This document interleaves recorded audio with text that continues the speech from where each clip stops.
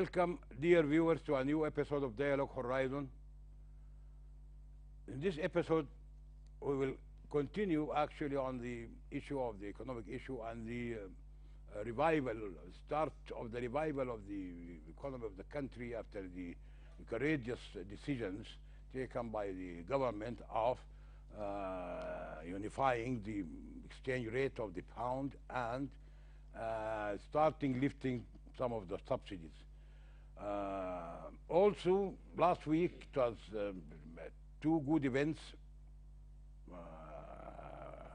happened in Sudan. One is the the important visit of President Abdel Fattah al-Sisi, President of Egypt, who visited Sudan last week, plus another visit paid by a high-level delegation headed by the Prime Minister Dr. Abdullah Hamdouk to Saudi Arabia, Kingdom of Saudi Arabia, where they were warmly received by His Majesty King Prince Mohammed bin Salman. It was also an important visit and successful visit. The third visit was the visit paid by Prime Minister Dr. Abdullah Hamdouk to Egypt end of last week, where he was also warmly welcomed by the Prime Minister, the Egyptian Prime Minister Madbouli, and he also met with the President Abdel Fattah al-Sisi. So those events are were very important, and I think they were very conducive to the atmosphere created by the government, the new government, which started on the right foot by this reform, the courageous reform of the economy by unprecedented decrees and decisions concerning the pound rate and subsidies. So in this episode, I'm very happy, glad to host in this episode Professor Makki Madani Shibli, Executive Director of Mamun Beheri Center, and he was also Vice Chancellor of the University of Burman and other universities, and he's a scholar in the field of economics. Also, we have our friend, which is known maybe to us, to the viewers, is Dr. Yasser Al-Ibed, doctor in economy, he's an economist, and he works in different parts of the African countries and different organizations. So, welcome both gentlemen to join me in this episode, which I consider it as a very important episode. So we'll start all first by our Professor Makki Madani Shibli. Professor Makki Madani Shibli, I think the visits paid by President Abdel Fattah al-Sisi and the reciprocal visit of Prime Minister Abdullah Hamdouk yesterday to on Thursday to Egypt, plus the important, and I think it will be a landmark visit of Prime Minister Dr. Hamdouk to Kingdom of Saudi Arabia, and the warm reception which the delegation was received, especially by His Majesty Prince Mohammed bin Salman, who promised, or he pledged, to do something important in the direction of delivering the economy of the country, at least by meeting the needs, the urgent needs of the people. So let us start by the visit. The first one was the visit of Sisi, and as you know, the relation between Sudan and Egypt was a little bit in the last period. It was not very stable. It was hectic. Previously, it was not good at all in the hostage regime, but now it is starting. I think this visit will do something good in all directions: the safety, security, and economic bilateral relation between Sudan and Egypt, especially trade, the borders trade. So can you tell us about your impression and your speculation about this visit and its importance to Sudan or to both countries? Thank you very much indeed, Engineer Omar, for having me in this program. which is widely seen, widely watched and followed throughout the world. And I would like to start by commenting on the eternal and historical relationship between Sudan and Egypt, I think, which was really behind this succession of visits in the last week. And actually, this was also preceded by a lot of contacts down the line between the two countries, which they accumulated in the visit of President Sisi and the reciprocation of Dr. Hamdok. By the way, to me, this sounds or looks like the fastest reciprocation of visits between heads of states. Yeah. It's only within 1 week or so Yeah. that you have a reciprocation of visit. Normally, it takes longer than that. Yeah, yeah. So this may underline the importance of the relationship between these two countries. However, the eternality and the long-lasting relationship between Sudan and Egypt, and maybe which goes down to having family ties between the two peoples, should not be the only factor in determining the temperature or the tempo of the relationship between the two countries. The people should not undermine the dynamics of the relationship and to what extent this relationship should be, say, revitalized, should be normalized, should be reduced, should be, say, maintained, etc., depending on the situation. Generally speaking, the relationship between Sudan and Egypt has been oscillating or fluctuating around, unfortunately, a downward trend. It has never been maintained in an upward trend throughout the relationship between the two countries, which dates back to 7,000 years. All this number of years, you have it fluctuating depending on who's in charge, who's, say, invading, who's, say, dictating his influence on the other country. It goes, by the way, vice versa, as history tells us. Yeah. So, however, this oscillation around the downward trend happened now. It just boosted, it was boosted by, to me, or I'm afraid, it seems to be, to me, as an observer, that has been boosted by the Renaissance Dam problem. And if you articulate a relationship between countries like Sudan and Egypt around a transient issue, then that in itself would be strategically undesirable, because the deciding factor should be the interest of the Sudanese people within the transitional period, which lasts only for 3 years, as everybody knows. So within these 3 years, our foreign relationship should be directed towards what can be the maximum benefit out of this relationship, this foreign relationship, to the Sudanese people during the transitional period. And the focus should be balanced on that respect. So our relationship with our neighbors should be geared towards to what extent this relationship can be beneficial to the realization of sustainable peace. That's the priority number one for the transitional period, and for laying down the foundation for economic stability. Okay. These are the two factors which should be the prevailing and dominant factors. On the other hand, we should also give chance to the other side to make gains. That's so as to realize a win-win situation. Yeah. You cannot be the only winners. Yeah. Then this would be not a bilateral relationship. Okay. You have to have a win-win relationship. So these are the considerations which I have in mind when having in mind this relationship. That's very good. This is a very good foundation actually to the episode, and it is a very good advice to the two countries to have an upward good trend. The trend, as I agree with you, trend, at least it was not stable. Horizontally not stable, but it is going down in most of the times due to, but this should not be the case. As you are suggesting, that the case should be that the relation should be bilateral and full of respect and benefits to both countries. Okay. Having heard Professor Makki talking about bilateral relations and benefits and win-win situation.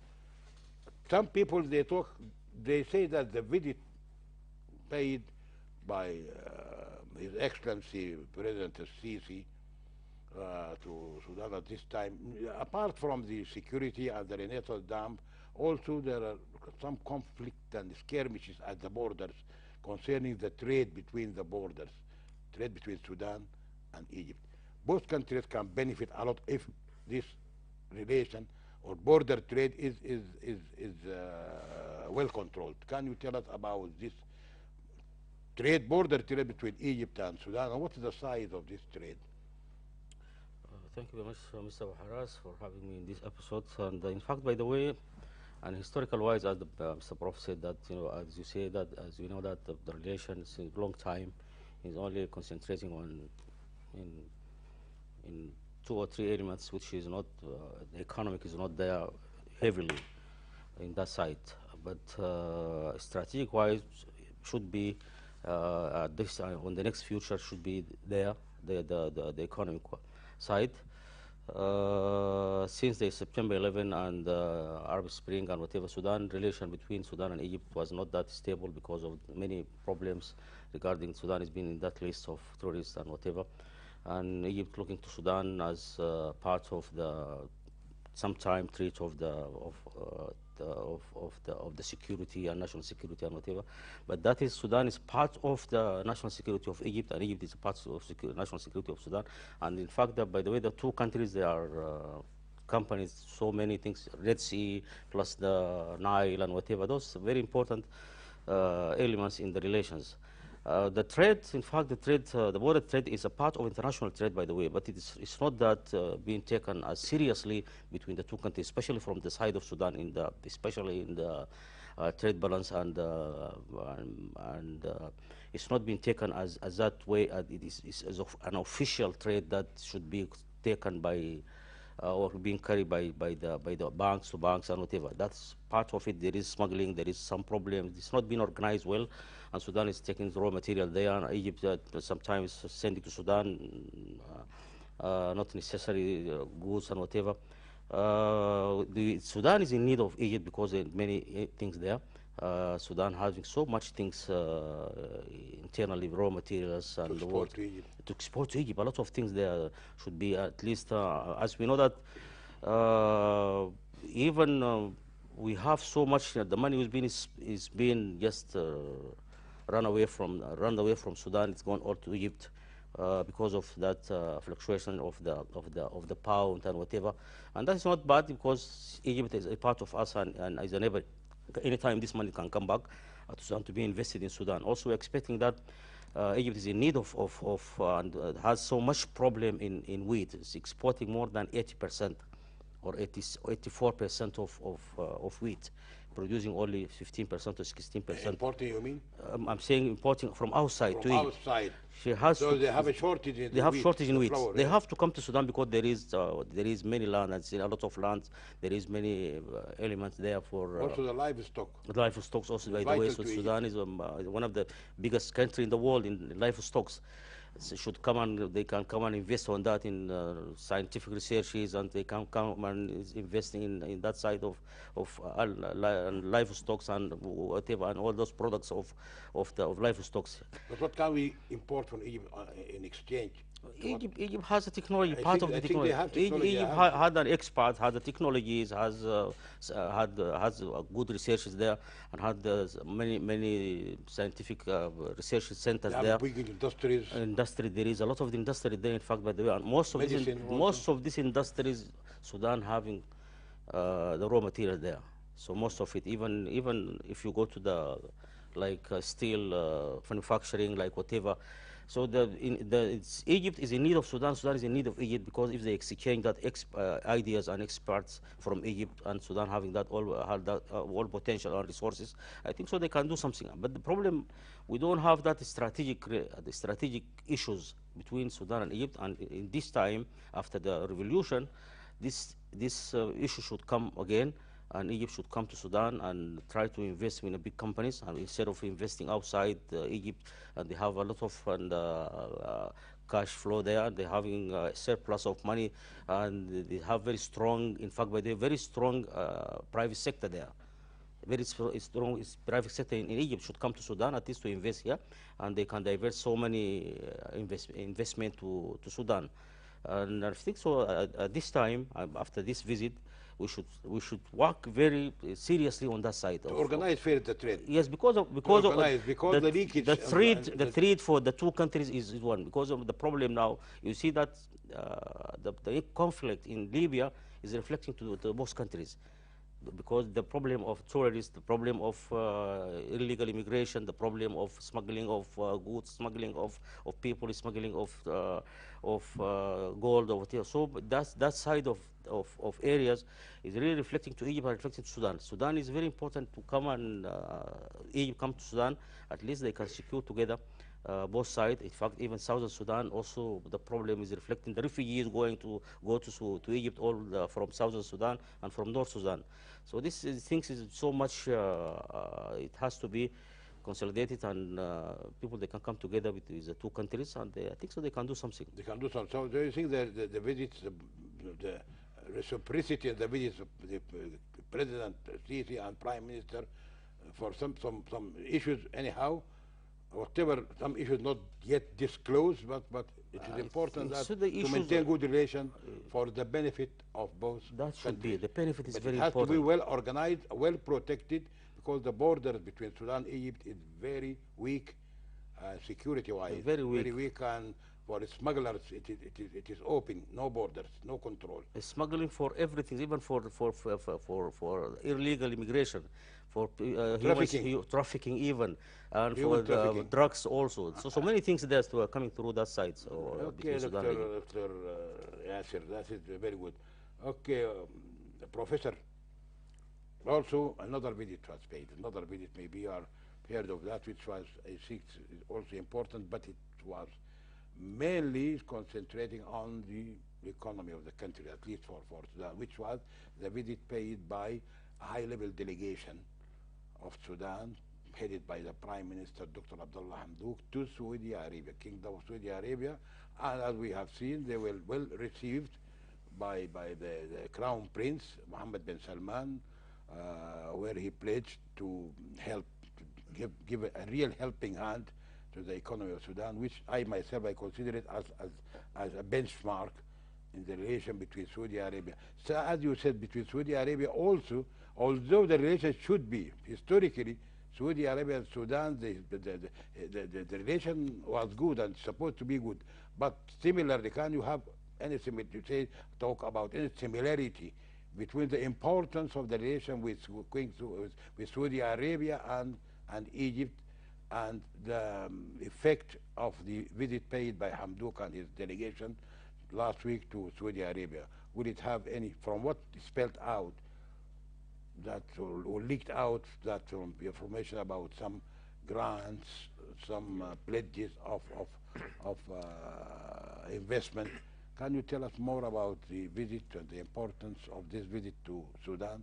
Well, in this respect, let me first start by commending the government, the traditional government, especially after having the new shape of, say, receiving the the other part of for completing the political incubator, which is represented by the Revolutionary Front, Sudan Revolutionary Front.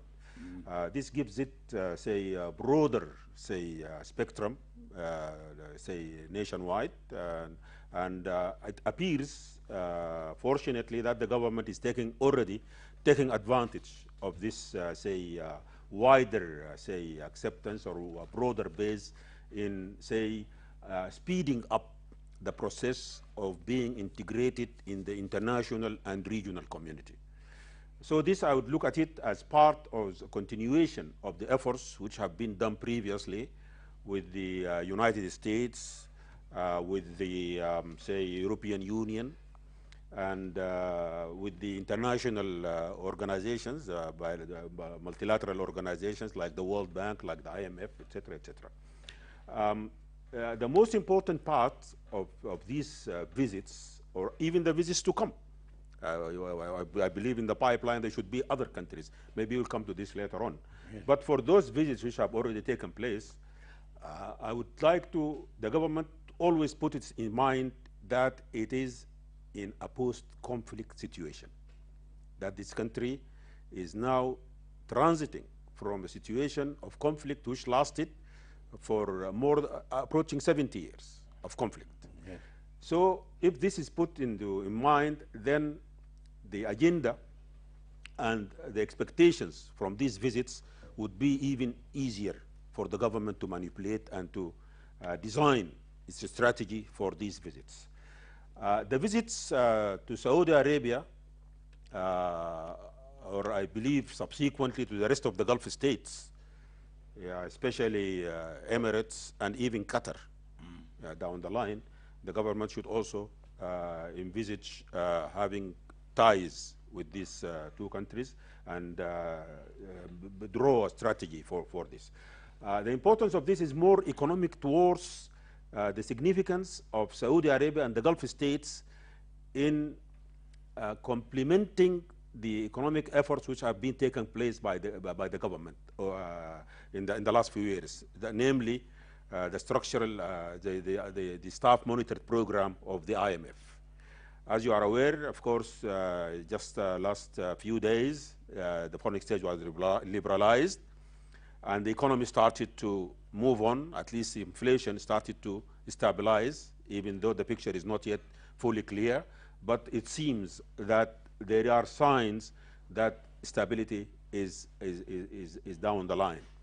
So the relationship with Saudi Arabia could be helpful in that respect, because if in the absence of the, say, or in the presence of the, say, legacy of the parts of the previous regime in the economic front, that the government is being left with very meager amounts of foreign exchange. So they need foreign exchange so as to stabilize the rate which is prevailing at this point after the liberalization of the exchange rate. I think Saudi Arabia and the Gulf state could be of help in that respect, as they did with Egypt, because Egypt passed through the same stabilization process a few years back, and the support they received from the Gulf states was instrumental in stabilizing the parity of the pound, the Egyptian pound, and the success down the line of, say, the which was achieved from the stabilization process. The other factor which I would like to draw attention to is the importance in that Dr. Yasser was handling this issue. I would like to highlight and to underscore the importance of value addition in the exchange of, say, commodities between the countries. The country should be vividly aware that we should no longer accept being exporters of raw materials per se. We should be very careful that whatever we export to Egypt should have significant value addition, should have significant, say, job opportunities inland in Sudan, so that these jobs and this value addition should not be exported to the receiving country, be it Egypt or whatever country it is. This applies to wheat, this applies to animal production, this applies to whatever you think about. Even if you are talking about industrialization, industrialization is a process. We don't claim to be an industrialized country at this point. However, if we continue to be exporters of raw material without, say, being aware of, say, activating or articulating our processing industries, then industrialization would be very difficult to achieve. So we need to be very careful. Our negotiators need to be very careful with that respect. They should be technically very, very sound, and they should be very motivated by the interest of Sudan, by the interest of mutual interest. We don't want to dictate our interest to any other foreign country or other sister country. But we should not undermine our interests of having significant value addition in all commodities which we exchange with the other countries. Thank you. Oh, that's very important that Dr. Yasser, as you heard, Professor Makki here, he raised a very important factor of the adding value to our. You should no longer export anything without adding value to it, whether it is because we have it. Because if you export it without adding value to it, as if you are killing the industry, and the industry which depends on the raw material, the indigenous, the local raw material.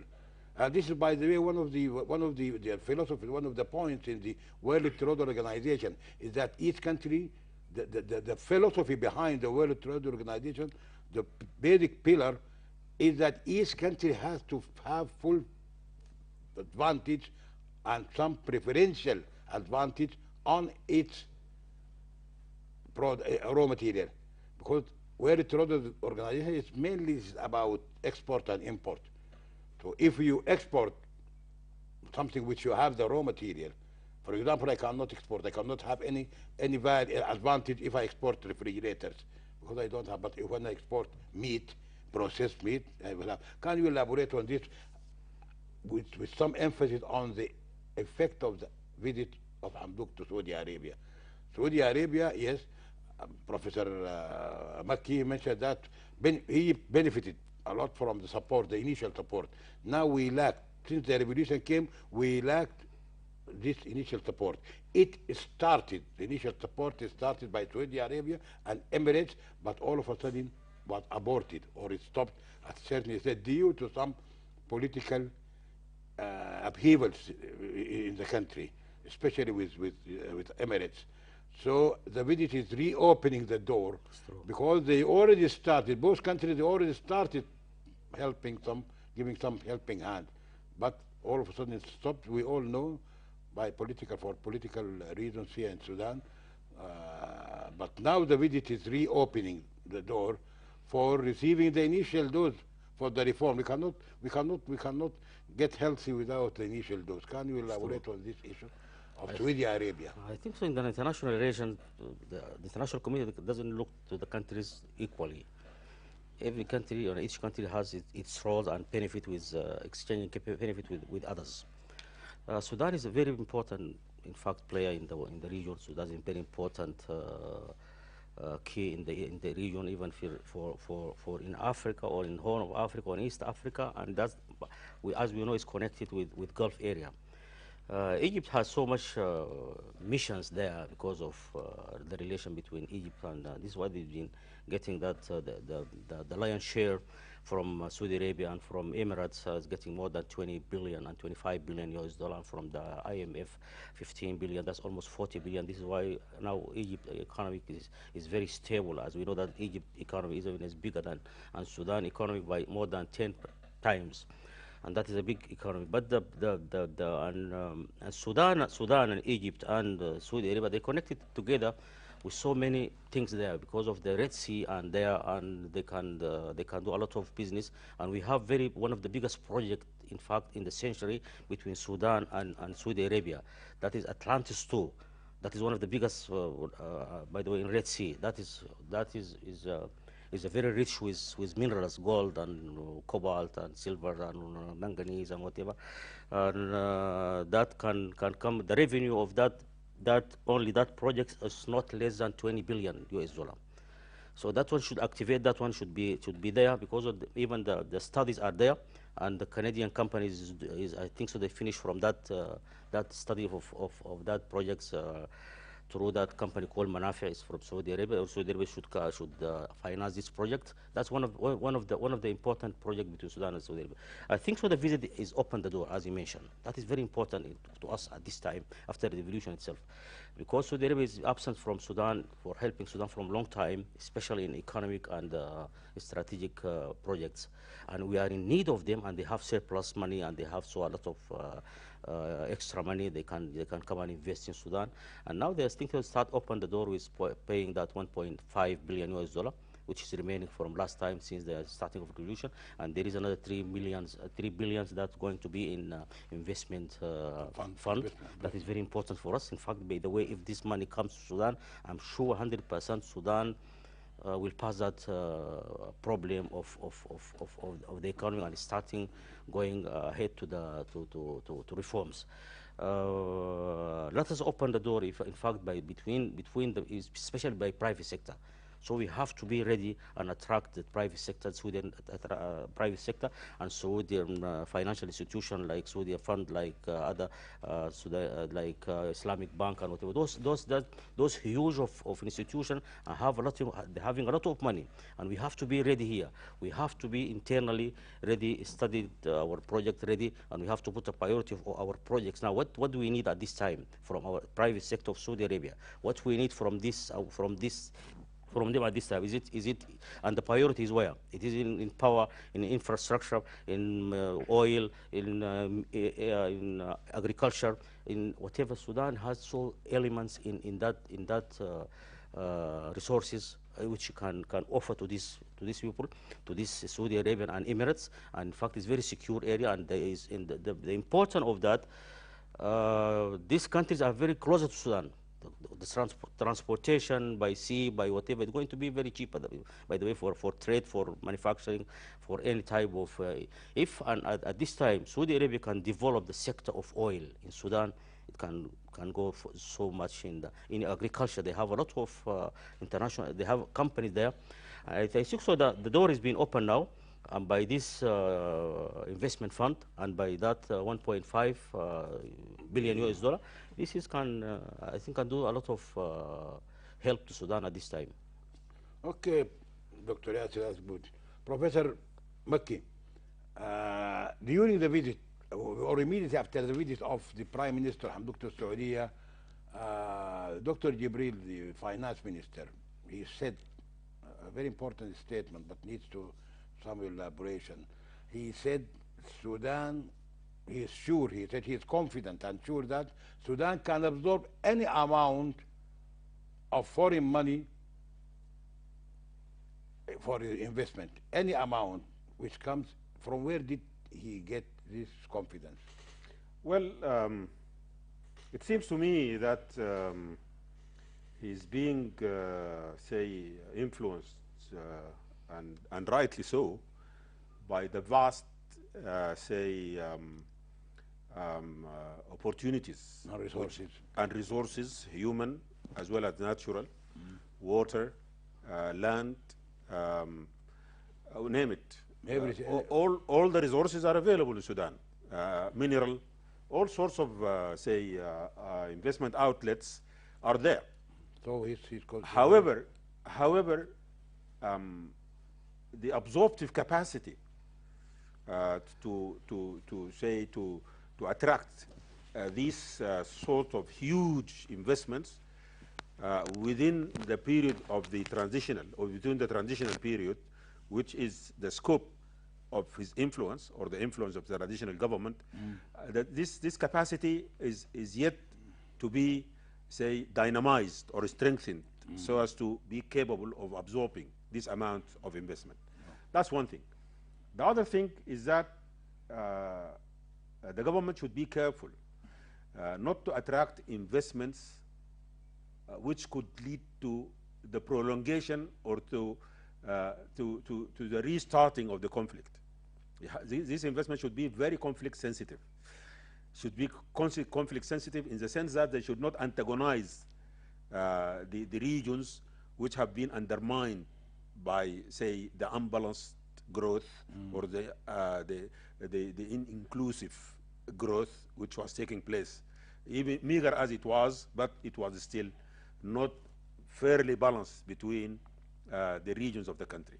So if we are not careful about that, and we are just started to attract investments, to meet the desires of the foreign country or of the donating country, then that could lead to problems, and may lead to not to the desired success of the transitional period, namely in the realization of sustained peace. So the investment which we should attract should be geared towards, first of all, stabilizing the country, towards maintaining peace. And if these investments did that at this point, between now and the year 2024, which will witness, hopefully, the start of the democratic rule, then the government, the subsequent government, would have a real solid ground to start thinking about sustained future development. However, if we do not follow the right procedure, if we do not select the right projects right now, then we would only perpetuate the conflict, and that would be detrimental to our desired, objective of reaching democratic rule. So in this respect, I would like to see the government being very sober about what sort of projects to market, what sort of projects to introduce to the bilateral and multilateral donors, which would serve the prime interest of the success of the transitional period, which is achieving sustained peace and stabilizing the economy. Okay, that's very good. It's a very important point that the investment, the expected investment, yes, we agree with the minister that Sudan has the potential to absorb any amount because of its resources in all directions, all fronts, whether livestock, water, agriculture, mining, in all directions. But we are adding a very important element, is the reason for the marginalization. What was the reason, the main reason for those who took arms and defected to other countries, and then they came back with their arms, and they caused this conflict, like in Darfur, in all that. They are talking about marginalization because development was concentrated in different all areas.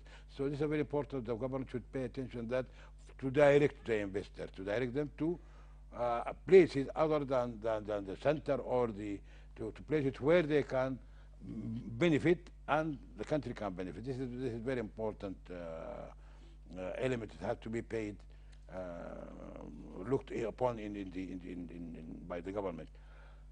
Okay, Dr. Yasser, also, although we have another issue, this is a very important issue concerning, before we go to the local issue of the wheat and the harvest and the agriculture.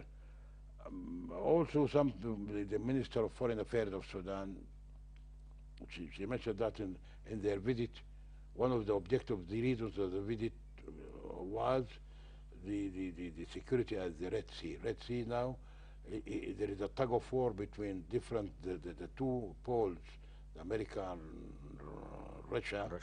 In this Gulf, because of its strategic location, because of its effect between the northern world and the southern world. Anyhow, it's very strategic.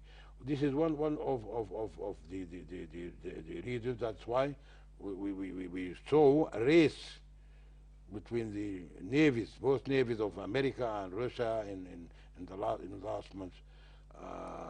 Do you think that one of the issues could have been discussed in Saudi Arabia about the security of the Red Sea, and to what side they can lean, and what will be the effect, the economic effect on Sudan if you join Saudi Arabia? Definitely Saudi Arabia, they have in mind, in their strategies, in their policies, they have a certain point of view. So do you think that if Sudan agrees to accept or to follow what Saudi Arabia is planning to have in the Red Sea, will this have any effect on the stability of the country and the economy of the country of Sudan? I think so. The Red Sea is one of the important passing waters in the world, because connected three continents together, Europe with Africa with Asia. And squeezing with two sides, Suez and Bab el-Mandab there. And that is those countries are all Arab countries, or most of it, from Djibouti to Egypt and Sudan and Saudi Arabia.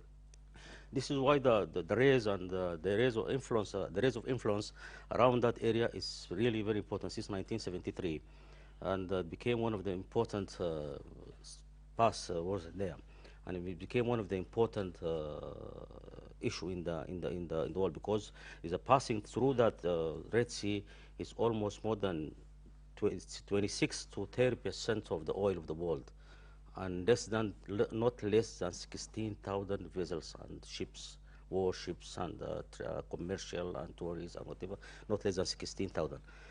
That means it is a first class passing water there. It is very important. This is why all the international influence there is really the competition is moving day by day. Since that time, that time of collapsing of the Soviet Union, 1991, America is really occupying all that side of the areas. Now Russia is coming back to the area, and by the way, also part of the European Union, like UK and France and Italy and whatever, and that extended up to the African Horn there, and as we know that more than almost 36 military bases there from all the international countries. 36 bases in this area. Yeah, in that area of the 36. Okay. That is that, and that, as you know, that is important as commercial area. This is why Sudan at this time after the revolution, all the international community look at Sudan is completely different than before. Sudan is going to play a lot of role in that area because, as we know, that so many warships now from Russia, from UK, from the United States of America, and also maybe we're expecting also UK also, because appointed very important person there. Scoragili is responsible in the Ministry of Foreign Affairs in UK about Red Sea and African Horn. That is very important. So this gives another point of leverage, another point true, of strength, but how which can be played, well played. It's true, well played. But how going to play and to get his benefit there? It's very important. He has to look to the things strategically. He should not release something unless he gets something. He should not release area without getting technology, without getting a strategic whatever. This is in football, they call it double kick. should be double kick. Because Sudan now is really in a good position. How is going to get his benefit from that race? By the way, when you score from a double kick, it's a wonderful score. It's historical. They repeat it in the media. Okay. That is important. Sudan at this time, he should look at things properly. He should bring all the experts, all the whatever, and all the who are concerned in different fields, in national security, in economy, in industry, in technology. He's expert to come and decide together what they need, what they want, whatever. So if you leave the things like that, we're not going to benefit. We will lose the chance. We will lose this opportunity, golden opportunity. We have to play it well. No the tug of war or the race, no compromise in the benefits. Race in the Red Sea is a very important issue, by the way. We should not compromise in our benefits. We should leave it, put it there. Okay. Without further complicating things, I would like here to draw the attention to a very important factor in our Red Sea or Horn of Africa politics, which is the Chinese factor. Okay. As you are aware, the Chinese are very, say, adamant about completing the Road and Belt Initiative, which is very important strategically for trade. Yeah. And the Chinese style of doing things is not by, say, military ships or military vehicles or etc. They do it through trade. Through trade. And their influence in the area, be it in Asia, like say the Gulf states, or in Africa, like say in Egypt or Sudan or Somalia or Ethiopia, they are the dominant feature in trade. Like they are doing in, say, in the rest of the world, yes, even with Europe and the United States. Even the States. So their influence in this important area for the Roads and Belt Initiative, even though it is now dormant or disguised, but potentially it will gain momentum. Okay. Because as you are aware, the Chinese are becoming now the dominant economic force, yes, in the world. If they are not the number one, they will be number one tomorrow. Yes, which is not too far away. Yeah. So with that, I think they will have so much interest in the Red Sea, and that would increasingly be evident, so that we should be alert, okay, that in our, say, foreign policies towards the Red Sea, we should be aware of that factor as well. This is very important. Yes, I think we covered this Dr. Yasser mentioned this point, this very important point about the Red Sea, and now we are also both the three of us we agree that Sudan should take full advantage and benefit from this by playing good What you passes. said? Double kick? Or Double kick. Yes, but double kick. Okay, let us now move to another issue. If we go now to the country, last week, this is for both of you. Last week, Prime Minister Hamdouk, before his visit to Saudi Arabia and Egypt, he paid a visit to the Jazeera area where he witnessed the harvest of the wheat harvest, and he was happy, and he was. It was one of the fairest visits locally. Hamdouk. Some people they thought Hamdouk, why not going to other part of Sudan? But this is a fairest visit, and it was successful because it was in the harvest of wheat. And some people they say that and even he himself Hamdouk said that the wheat of production of wheat in Sudan now covers 65% of the demand of.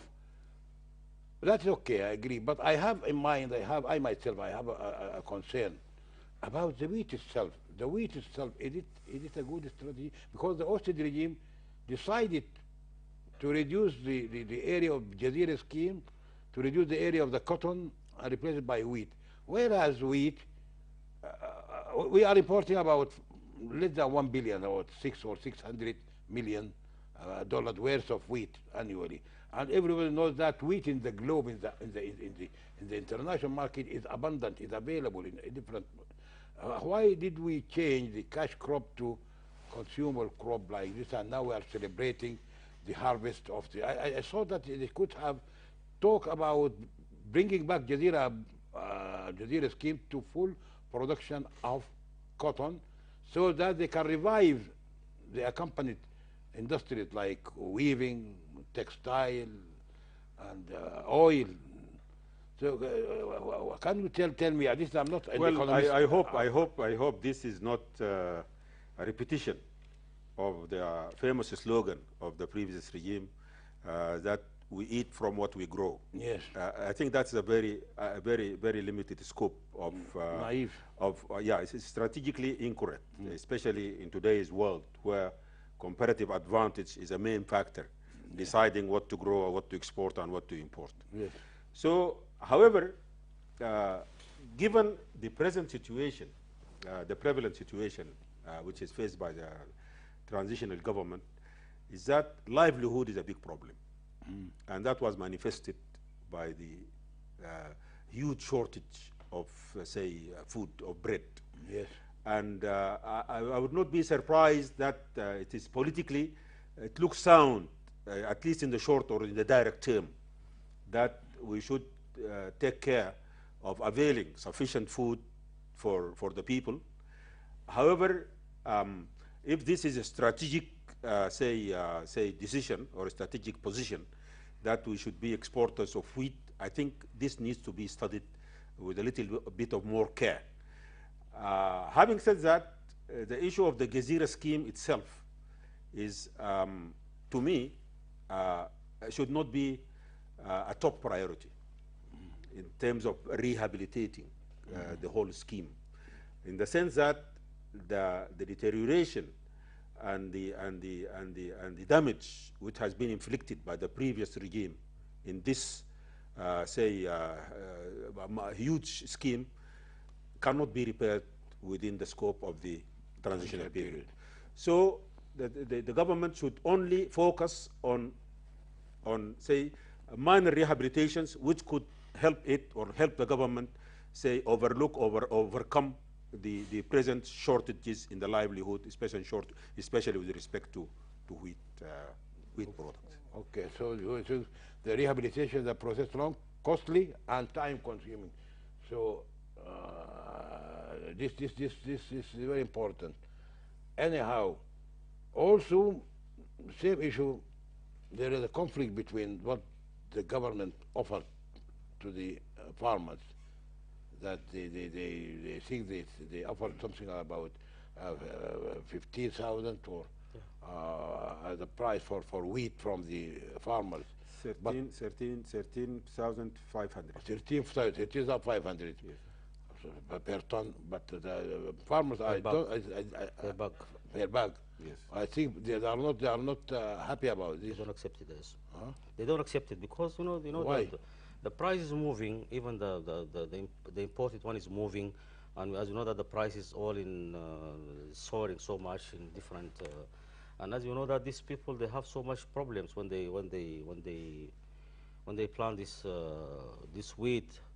And now, if you come to the profit, you will never find profit. Maybe the profit after you sell it to the traders, or sell it to the private sector, or sell it to the exporters, or sell it to consumer. It's going to be maybe, but this price, I think so. It's not going to be. This is not the final price, according to me. It's going to move again. Point It will move again. It seems like that. But the goodness of that, the dollar is stable, the currency is stable. There is stability at this time, just like last year. And now things is a little bit, it's much better than before. Better than before. Much better than before. But if you read the increasement of the price from 8,500 for per bag to 13,000 in 1 year, it seems like very reasonable. It looks like reasonable. But the government should pay it, whatever they want. The traders is much better because they're going to be in local currency. It's not like going to be imported by dollar or imported by hard currency. That is. Definitely, they have to support these people. They have to encourage them to come near them, and they have to give them the next year at least the finance, give them the facilities in finance, should reduce for them at least the cost of the finance, should give them some of the exemption for materials which is imported like the seeds and whatever for fertilizer. They have to be supported. These people, the main producer in Sudan, they're very important than everybody in us from Sudan. They are very important people because the wheat in Sudan became part of the behavior of the consumers. They can't live without it. Now, if you go to sorghum, go to another crops, whatever, or the seeds, nobody's going because the cost of it. The cost is so much on that. Even the local traditional food, it is really very costly. Very cost more than the wheat. Okay, saying that we have a very short time. But anyhow, as we talk, you mentioned something about Judira. Yes, you said that for the Dr. Yasser is talking about the wheat is important because people, they change the norms, the people, they change their habits and behavior, and they consume wheat. Traditional Dura, not people, it's very expensive. That. But also about the Judira, you are saying that, Professor Kishuri is saying that it is good, but not time to start, because if they start now, the transitional government, if they start now, they will definitely the full rehabilitation will take more than the period. Okay, we have maybe 1 minute. In 1 minute, what is your evaluation in the last 2 weeks, both of you, 2 weeks for the new policies of exchange rate and the start of the lifting of subsidies? Yeah, well. I think the best way I would like to address this issue is by, say, comparing between this policy and the alternative. To me, the alternatives are not ready as an articulated, say, direction to follow. It seems to me what the government is taking now is quite articulate. It has been tried. Some countries failed, some countries succeeded. We have a lot of countries who succeeded, including Egypt, which have been to, including Ethiopia, which are not in very good terms transitionally at this point. I'm sure we'll come back again to Ethiopia because of the lot of ties between the two people. However, let us look down the line where if this is the policy which we need to follow or we have to follow to be integrated with the world, with the international community, that's okay. Then let us try it. If, especially the difference between now and the previous regime is that the previous regime was trying to follow this policy where it was completely isolated from the rest of the world. And that was a colossal mistake, which was followed by that regime. Yes. However, now we are opened up. Let us go ahead. Let us pick the fruits which are we are promised, especially the low-hanging fruits. let us pick them up. Likewise, down the line, there is also the reduction of the debt, which is in the back of every Sudanese now. Yes, yes. Almost 70 billion US dollars. Yeah. So following this line would assist us to mitigate the impact of the debt. And already there are signs. In May, they will have conferences in that respect in Paris to waive a significant part of the debts. And let us go on. Let us complete the picture. And the transition period is not very long. Very short. It's only three years. Okay, that's very important. So Okay, the new government is doing well, I think so. You are And very this is stability. I'm happy now because That's good. You there mentioned is this. stability now. I think this stability, we should gain from this stability. We should benefit from this stability. We should put the vision very clear for this, from the next, and we should carry all of these professors and those experts and all the people whom are they know this. We should not ignore them. And this is part of the decision makers in these centers should be there. Should be all the time with prime ministers, with cabinet and whatever. Should give them the advices and whatever. So you are happy. I'm very happy. That's what you mentioned from the very beginning. Okay, both of you are happy, and I am happy. The viewers are happy. So thank you, dear viewers, for being with us in the last 1 hour on this very important issue. We hope to see you next week in another issue of Dialogue Horizon. Thank you and bye.